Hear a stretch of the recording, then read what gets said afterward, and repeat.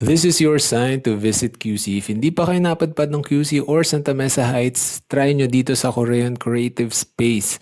Isa itong cafe na nag-offer ng mga board games. Ang dami nila dito. Andito na nga ang Algebrew, Manila 276, Outskate at iba pa. From 80 pesos, meron ka ng snacks, a wide variety of drinks. Dito pa nga si Charmaine Mare. I got the coconut mango. Ang kulit, ang sarap. And then from there, naglaro na kami ng games.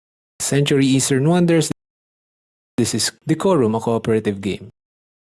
Siyempre, di mawawala yan sa group namin. We also have Marvel United. Naglaro sila while I was teaching Grow Sky to the team of Korean.